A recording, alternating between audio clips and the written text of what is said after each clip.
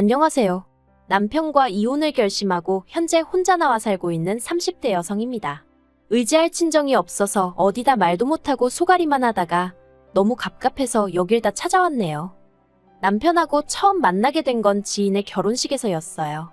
친한 지인은 아니었지만 그렇다고 안 갈 수는 없는 결혼식이라 참석하게 되었는데 남편 말로는 거기서 저를 보고 한눈에 반했답니다. 참고로 남편은 신랑 쪽 하객이었어요. 그래서 신혼여행에 다녀온 지인 부부가 저에게 남편을 소개해 주었고, 이것도 원래는 갑자기 자기네 결혼식에 와줘서 고맙다며 감사 표시를 하겠다고 하도 나오라고 해대서 나가게 된 자리였거든요. 그런데 알고 보니 그냥 소개팅을 해주겠다 하면 제 성격이 안 나올 것 같으니까 그런 자리를 만들었던 거라고 하더라고요. 그리고 그렇게 만나게 된 남편은 처음부터 저에게 무척이나 적극적으로 다가왔고, 저도 그런 남편의 태도가 싫지는 않았어요. 그래서 못 이기는 척 저도 그런 남편에게 조금은 끌려다녔던 게 사실이고요. 하지만 그때만 하더라도 제가 남편과 결혼까지 하게 될 줄은 몰랐습니다. 솔직히 제가 남편보다 이것저것 부족한 부분이 많았거든요. 외모나 성품이야 워낙에 주관적인 것들이니 따질 게 못 되지만 학벌이라던가 가정 형편이라던가 그런 건 제가 남편한테 비교할 수준이 못 되었죠. 저는 친정 부모님이 사이가 좋지 않으셨고 그래서 두 분이 일찍이 이혼을 하셨기에 이후로 친정어머니와 단둘이 살았어요. 그런데 제가 고2가 되던 해 친정어머니가 좋은 분이 생겼다며 알려오셨고 그때 저는 친정어머니를 축하드리는 마음도 있었지만 앞으로 어떻게 살아야 할지 앞날이 깜깜한 기분이었습니다. 친정어머니와 재혼하기로 하셨다는 분이 대학 등록금도 내주겠다 하셨지만 왠지 제가 그 돈을 받아 대학을 가면 제가 친정어머니의 약점이 될 수도 있겠다는 생각에 그런 신세는 지고 싶지 않았고요. 그래서 고등학교를 졸업하자마자 전 독립을 했고 이 과정에서 독립하는데 보태라고 친정어머니한테 1,000만 원 받은 게 전부입니다. 그리고 지금도 친정어머니가 원망스럽다던가 그런 건 없어요. 친정부모님이 이혼하신 이후로 아버지란 사람은 죽었는지 살았는지 소식 한번 제대로 전한 적이 없었고 단돈 1,000원이라도 저희 모녀에게 보낸 적이 없어서 친정어머니가 고생을 정말 많이 하셨거든요. 그러니 늦게나마 찾으신 행복을 오래오래 지켜나가셨으면 하는 마음뿐이에요. 아무튼 그렇게 집에서 나와 그때부턴 닥치는 대로 아르바이트를 했어요.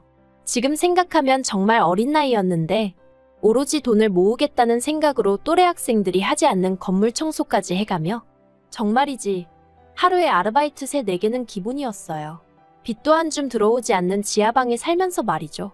그리고 그렇게 한 5년쯤 사니까 그래도 돈이 제법 모였거든요. 그래서 그 돈에 대출을 받아서 아파트를 샀어요. 왜 아파트를 샀냐고 하면 친정어머니랑 살 때는 빚이 들어오긴 했지만 늘 반지하였거든요. 그래서 언젠가부턴 해가 왕창 들어오는 집에 살고 싶단 생각을 하게 되었죠. 그리고 돈이 생겼으니 그 꿈을 이룬 거고요. 하지만 남편과 연애를 시작했을 때도 저는 여전히 아르바이트를 전전하고 있었고 그래서 대기업은 아니어도 당당히 정규직 달고 회사 다니는 남편이 제 눈엔 저보단 훨씬 잘난 사람으로 보였던 게 사실이에요. 그래서 남편이 저에게 프로포즈를 해왔을 때도 선뜻 좋다고 말하지 못했었고요. 하지만 이때도 남편이 처음 저에게 다가올 때처럼 적극적으로 밀어붙였고 저는 못 이기는 척 따라가면서 결국 부부의 영까지 맺게 되었습니다. 사실 시부모님께서는 아니나 다를까 저를 그다지 탐탁치 않아 하셨어요. 말씀하시길 남편이 장남이라 금이아오기야 키워놨더니 어디서 수준에도 안 맞는 여자를 데려왔다고요. 하지만 그래도 시까지 올리고 나니까 두 분도 어쩔 수 없다고 생각하셨는지 이후로더는 적어도 제 면전에다 대고 모욕을 주시진 않대요. 그리고 저는 어리석게도 이것만으로도 시부모님께 감사한 마음을 갖는 지경이었고요. 한편 제가 결혼한 지 1년 만에 아버님께서 지인분에게 크게 사기를 당하셨어요.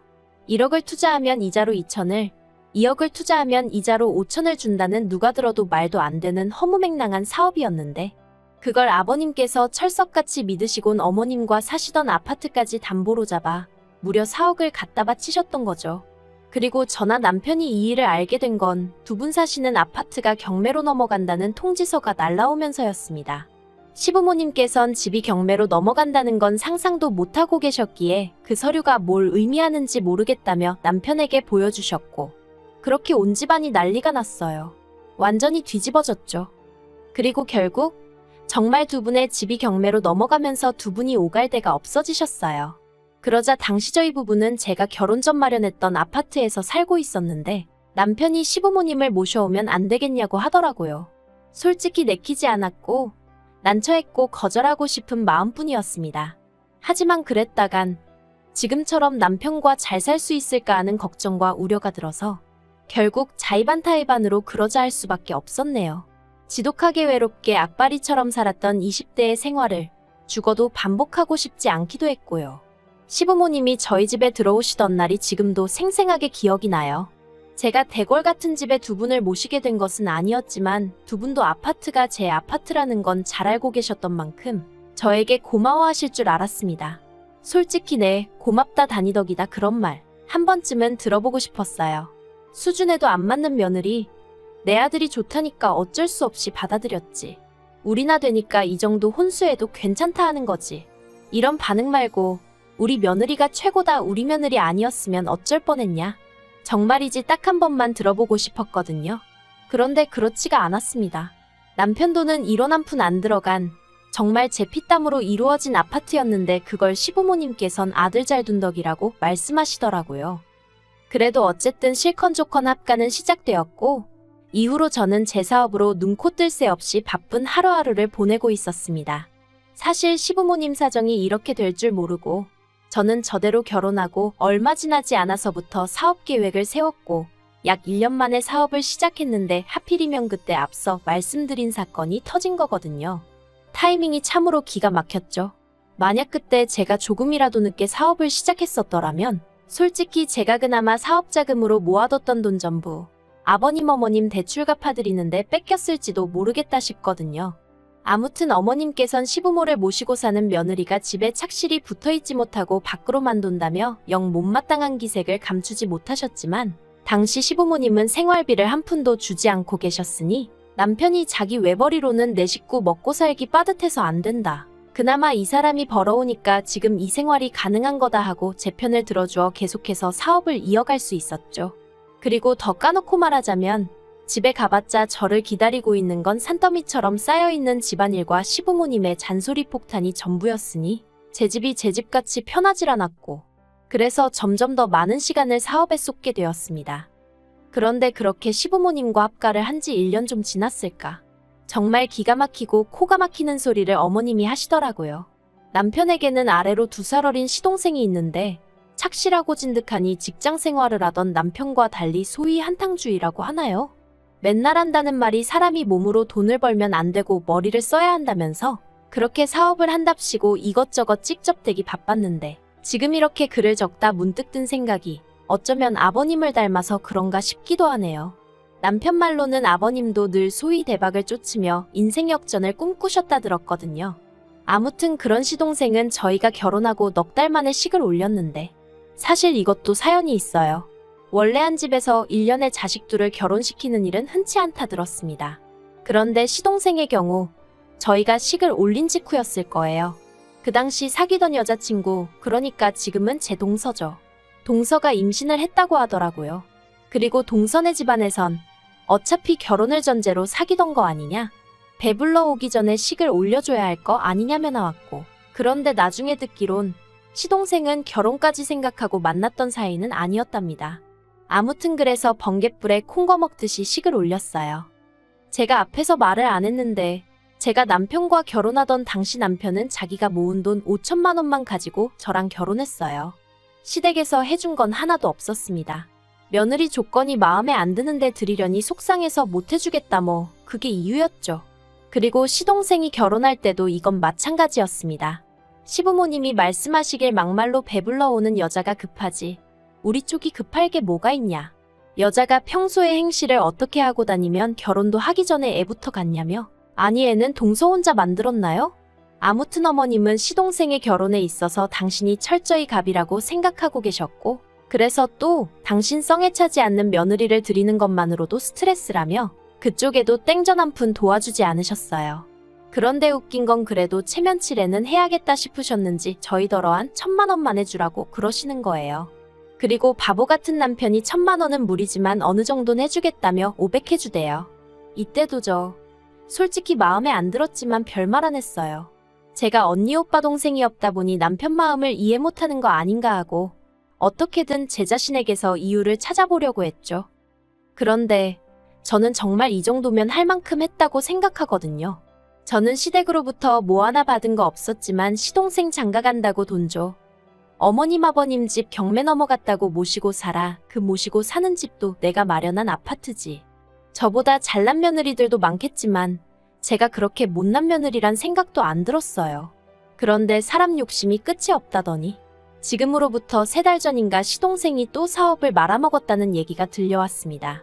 마지막이라며 동선의 부모님 그러니까 그쪽 처가에서 돈까지 갖다 썼다고 들었는데 말 그대로 쫄딱 말아먹었다네요. 그래서 결국 그 처가에 들어가 살고 있다고요. 그런데 시동생이 시부모님하고 저희 남편한테 자기들도 저희 집에 들어와 살면 안 되겠냐고 그랬던 모양입니다. 처가에서 눈치 보여 못 살겠다며 저희 남편더러 방 한 칸만 내어달라고 했다나요? 34평짜리 아파트에 방이 3개니 이론상으론 시부모님 저희 부부 시동생 내 부부 살면 살지 못 살 건 없었죠. 하지만 생각할수록 너무 스트레스더라고요. 게다가 저를 정말 언짢게 한 건 어머님의 태도였습니다.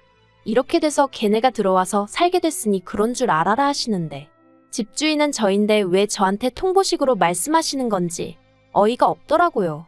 그래서 저도 오기가 나서 싫다고 안 된다고 했어요. 어머님 아버님과 같이 사는 것도 솔직히 편하지 않다. 그런데 어떻게 시동생네까지 같이 살라고 하시는 거냐? 그랬더니 어머님께선 내가 너 집안일을 시키냐? 네가 그렇다고 집에 붙어있기를 하냐? 어차피 낮에는 빈집이나 마찬가지인데 뭐가 문제냐? 들어오게 할 거다. 하고 막 나오시는 거예요. 아니 제가 제 집에 오래 안 있는다고 해서 아무나 들어오게 해서 살라고 해야 하나요? 그리고 어머님 말씀대로 몇 시간 집에 붙어있지도 못하는데 그때만이라도 제발 좀 편하게 쉬고 싶은데 헤드는 집에서 살고 싶어서 정말 있는 돈 없는 돈에 대출까지 받아 마련한 아파트였어요. 제 명의로 되어 있단 이유로 대출도 오롯이 혼자 갚고 있었고요. 그런데 정작 저는 어머님 아버님이 들어와서 살기 시작하신 이후로 집으로 들어오는 햇살 한번 마음껏 만끽해보지 못했는데 이젠 시동생까지 같이 살라니 어림도 없었죠. 게다가 생각해보니까 시동생네는 애도 있잖아요. 도저히 안 되겠단 생각뿐이었습니다. 그런데 어머님께선 당신이 시조카라도 봐줘야 걔들도 일을 할 거 아니냐며 상황이 상황인 만큼 무조건 들어오게 할 거라고 나중엔 못 참겠으면 저더러 집에서 나가라는 말씀까지 하시더군요. 절이 싫으면 중이 떠나야지 어쩌겠냐고요. 그래서 제가 어머님께 여긴 절이 아니고 아파트고 제 명의로 되어 있으니 제 아파트가 싫으시면 얹혀 사는 사람이 나가야 하지 않겠냐고 받아쳤네요. 그러자 이번엔 어머님께서 며느리가 돼서는 시부모를 쫓아낸다며 그걸로 남편에게 울고불고 노여워하셨고 그나마 믿었던 남편마저 저더러 원래 이렇지 않았지 않냐며 정말 마지막이라고 어쨌든 자기한텐 하나뿐인 동생인데 제가 한 번만 품어주면 안 되겠냐대요. 게다가 동서까지 저에게 전화를 해서는 아들이 이렇게 능력이 없으면 시댁에서 어느 정도는 도와줘야 하는 거 아니냐고 저한테 하소연을 하는데 아니 제가 시동생을 낳은 것도 아니고 저도 엄연히 동서하고 같은 처지였잖아요. 정말 온 가족이 저 하나 나쁜 X로 몰아가는데 환장할 노릇이었죠. 그래서 결국 저는 결단을 내릴 수밖에 없었습니다. 그리고 그 결단이란 것은 아파트를 부동산에 내놓는 것이었어요. 막말로 집을 팔아버리면 저도 그렇지만 다들 나가야지 별 수 있겠나 싶었거든요. 그래서 부동산에 집을 내놓은 그날 시부모님께 집 내놨다고 말씀드렸더니 저희 어머님은 김칫국부터 드셨습니다. 드디어 정신을 차렸냐며 그래. 이참에 집도 좀 넓혀가자. 시동생네는 애가 있어서 나도 좀 걱정이었다. 정말 끝까지 여러 가지 의미로 사람을 실망시키지 않으시는구나 싶대요. 그런데 남편은 그래도 같이 한 시간이 있어서인지 뭔가 꺼림직했나 봐요. 왜 집을 내놨냐고 계속해서 집요하게 물어왔으니까요. 제가 시동생네랑 같이 살기 싫어서라고 딱 잘라 말했습니다. 그랬더니 시부모님 얼굴이 벌겋게 달아올라서는 저더러 못돼 처먹었다고. 게다가 남편까지 저더러 너 왜 이렇게 이기적이냐 변했냐 하는데 정말 정내미가 뚝 떨어진다는 게 이런 건가 싶었습니다. 그래서 제가 내가 뭐가 이기적이냐고 나는 뭐 맨날 소처럼 일만 하고 나 싫다는 어머님한테 바보처럼 내내하고 웃는 낯장만 해야 되냐고 소리를 질렀어요. 사실 그런 식으로 말하려던 건 아닌데 저도 가슴에 응어리가 있었는지 말이 그렇게 나간 거죠. 그리고는 이제 진짜 모르겠다 싶은 생각에 왜들 이렇게 염치가 없냐고 화를 냈습니다. 며느리 집인 거 뻔히 알면서도 고맙다 소리 한 번을 안 하시더니 이젠 뭐 시동생네까지 데리고 살라는 게 말이나 되냐고. 그냥 이 꼴 저 꼴 다 보기 싫으니 어머님 아버님도 나가시라고요. 그리고 솔직히 수치스러워서 말도 하기 싫지만 남편이 순간 제 뺨을 딱 때렸습니다. 얼떨떨하고 화끈화끈하고. 그래서 그냥 그대로 차키랑 지갑만 챙겨서 병원으로 밟았네요. 진단서 끊고 경찰에 신고하고. 솔직히 저도 같이 속된 말로 들이받을 수도 있었겠지만 그 와중에 이혼할 때 한 대 맞은 게 저한테 유리하게 적용되지 않을까 하는 생각이 번뜩 들었거든요. 그래서 맞붙지 않고 병원하고 경찰서부터 갔죠. 바로 이튿날이 됐을 때는 저는 비록 원하던 가격은 아니었지만 하루라도 이 지옥에서 빨리 탈출하겠다는 생각으로 집을 팔아버렸어요. 그리고는 집 나간 며느리가 집 안로 기어들어왔다며 비웃는 시부모님 면전에 집 팔았으니 언제까지 비우라고 알렸더니 어머님은 급기야 울대요. 수준도 안 맞는 며느리가 들어와서 자기가 거리에 나앉게 생겼다며 아버님이 똥된장 분간 못하고 사기당한 건 기억을 못하나 싶어서 한마디 해주려다 이러쿵저러쿵 말 길어지는 게 싫어서 예 하고 말았어요. 체면치레하기 좋아하고 뭣도 없으면서 자기들 평판은 어지간히 신경 쓰는 사람들이라 아마 안 나가고 버티고 그런 건 못할 거예요. 그리고 저는 지금 사업장 근처에 오피스텔을 얻어서 나와 있어요. 집에 있는 짐이라곤 남편이 결혼할 때 돈 5천으로 해온 가정가구들이 전부니 그거 다 이고지고 나가라고 하죠 뭐. 그리고 변호사 말이 이혼 소송에도 저한테 유리하다고 결국 마음 급한 건 남편일 테니 저더러 너무 걱정하지 말라더라고요. 20대처럼 외로워질까봐 썩은 동아줄인 거 알면서도 어떻게든 붙들고 있어 보려던 건데 그 동아줄 잡고 불안하게 사느니 저 혼자 마음 편히 사는 게 훨씬 낫겠다는 생각이에요. 빨리 모든 게 정리되어 햇볕 잘 드는 집에서 새 출발하고 싶네요.